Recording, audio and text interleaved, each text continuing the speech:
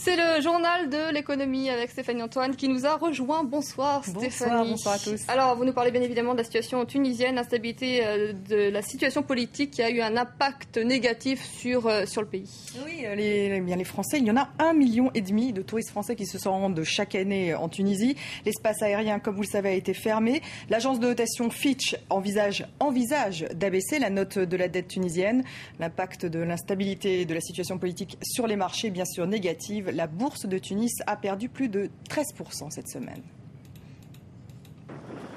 D'ordinaire, locaux et touristes se promènent sur cette longue plage de sable fin.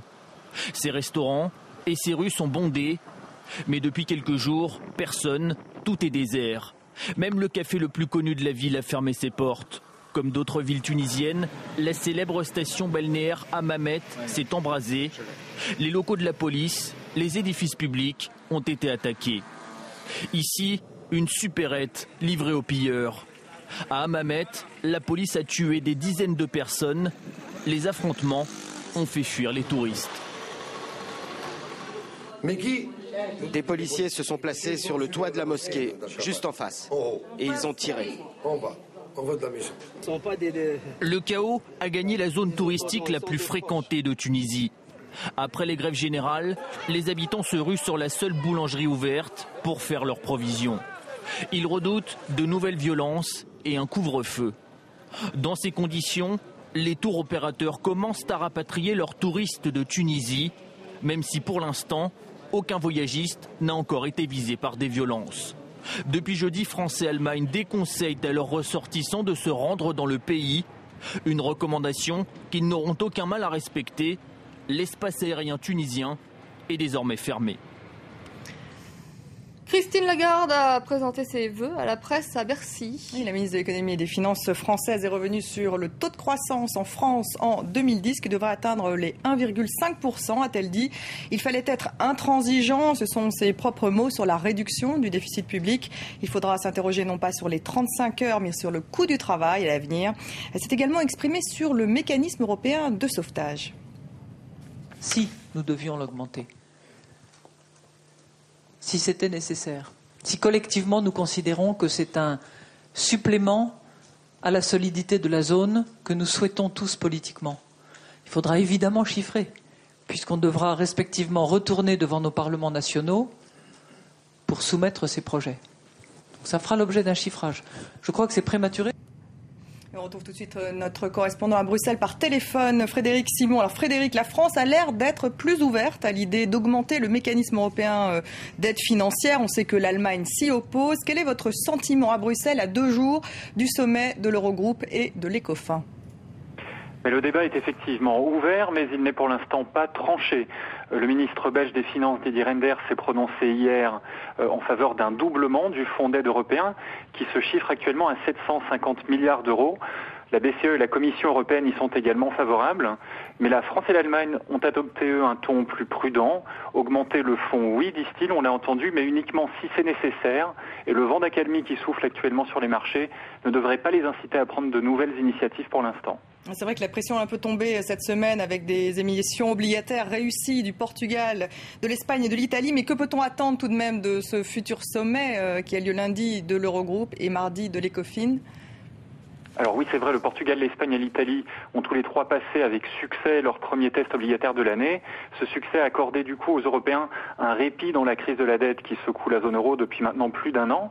Aucune décision nouvelle ne devrait donc être prise la semaine prochaine, notamment sur le rehaussement du plafond du Fonds de secours européen, à moins bien sûr que les tensions ne reprennent sur les marchés. Le ministre allemand des Finances Wolfgang Schäuble a toutefois indiqué que les pays de la zone euro étaient en train de plancher sur un arsenal complet de mesures visant à résoudre la crise de la dette. Selon lui, un accord en la matière devrait intervenir en février ou en mars.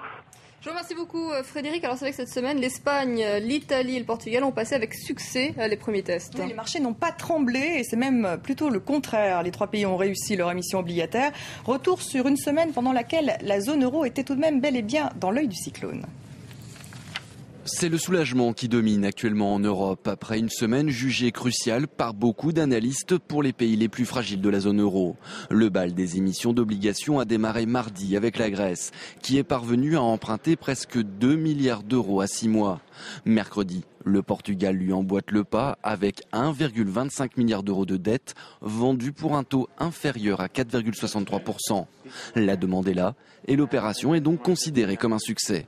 Dès le lendemain, c'est au tour de l'Italie et de l'Espagne d'agir. Rome réussit à lever 6 milliards d'euros d'obligations et Madrid rassure les marchés en levant 3 milliards d'euros d'obligations d'État à 5 ans. Je pense que les marchés ont une interprétation positive de la situation. Les estimations sont bonnes et si pour les investisseurs, comme nous le voyons, c'est un moyen de financer et de contribuer à réduire la dette espagnole, eh bien nous en sommes satisfaits. Ces émissions de dette à long terme à des taux inférieurs à ceux estimés a eu un effet bénéfique sur les marchés européens. Des taux inférieurs à ceux prévus mais qui restent élevés, de 4,5 à 6,5%. Les partenaires se sont tout de même dit rassurés par ce test réussi. La stabilité et le dynamisme de la zone euro sont une autre condition de la prospérité de l'ensemble des États européens. Mais ces pays ne sont pas sortis des difficultés pour autant et sont toujours dans le viseur des marchés. Le risque est encore grand, par exemple, que Lisbonne ne soit obligée de demander de l'aide à l'Europe malgré la levée de fonds réussie de cette semaine. Sans oublier que d'ici le mois de mars, les agences de notation pourraient de nouveau sévir en abaissant la note des pays les plus fragiles, Portugal, Espagne, Grèce, mais aussi la Belgique, dont l'instabilité politique inquiète.